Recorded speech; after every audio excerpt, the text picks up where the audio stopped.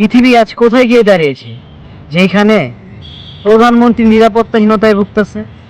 এই যে দেখেন না, আমেরিকা এত বড় একটা রাষ্ট্র, ক্ষমতাশীল দেশ, সেই দেশের প্রেসিডেন্ট সমাবেশে গুলিবিদ্ধ হল।